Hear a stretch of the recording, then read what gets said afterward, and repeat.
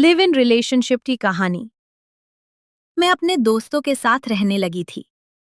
एक रात उस दोस्त और उसकी गर्लफ्रेंड हमारे साथ रुके। रात में उसके दोस्त ने मेरे साथ रहना चाहा। फ्रेंड्स, मेरा नाम अंशिका है।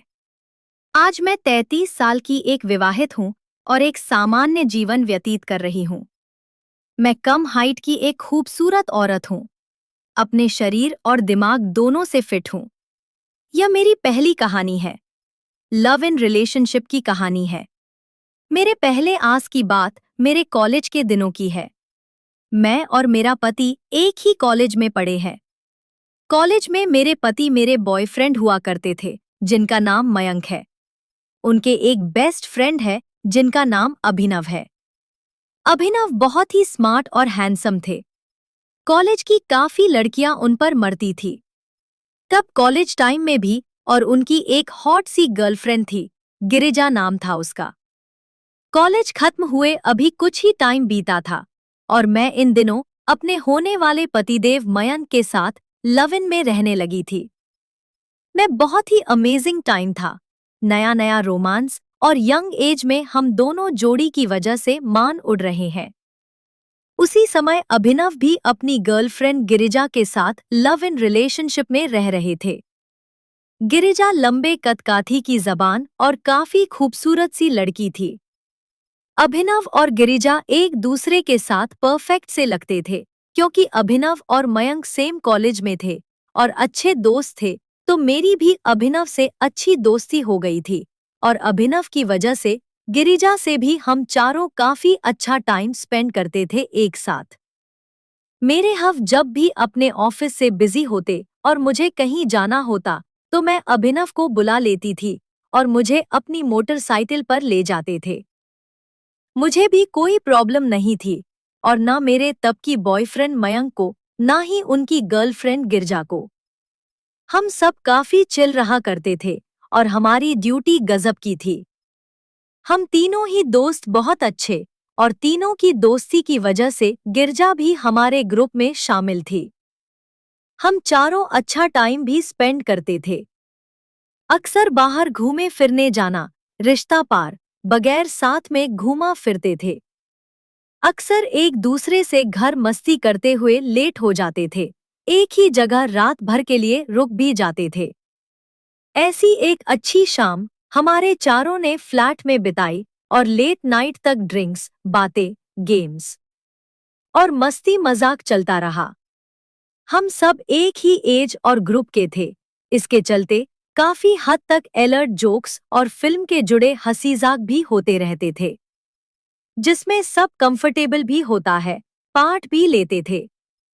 कभी कभी बातें सारी लिमिट क्रॉस करने तक आ जाती थी, लेकिन तभी कोई भी टोक देता और सब नॉर्मल हो जाता था।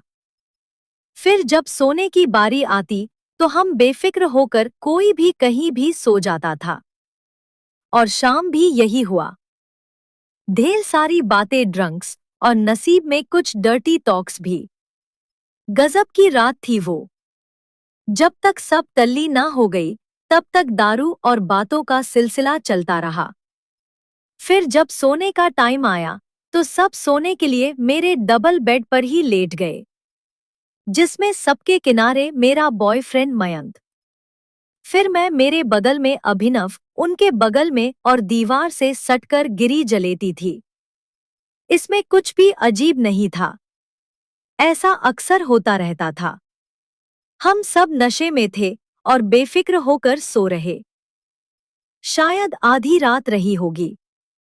किसी वजह से मेरी आंख खुली तो मैंने पाया कि किसी का हाथ मेरे सीने पर था। हालांकि मेरे बॉयफ्रेंड की नॉर्मल सी आदत थी कि मुझे प्यार से सहलाते हुए सो जाते और हम इससे आदी थे। लेकिन आज हम दोनों अकेले नहीं थे। मेरे लवर को यह एहसास हमेशा रहता था कि हम नॉर्मल रहते थे। फिर आज उनका हाथ मेरे सीने पे होना मुझे थोड़ा अजीब सा लग रहा था। मैं अभी यह सोच ही रही थी कि अचानक थोड़ी सी हलचल से मुझे यह साफ पता चल गया कि यह हाथ मेरे बॉयफ्रेंड मयंक का नहीं बल्कि अभिनव का है। और वह शायद मुझे गिरी जैसा समझ रहा था। मैं सोच ही रही थी कि अचानक मुझे उसके हाथ में कुछ हरकत महसूस हुई। मैं सहम से गई और नोटिस किया करने लगी। हो क्या रहा है? फिर जल्दी ही मुझे एहसास हुआ कि मेरा बॉयफ्रेंड मयंक और गिरिजा गहरी नींद में है, जबकि अभिनव चुपचाप लेटे मेरे पूरे सीने को फील कर रहा था।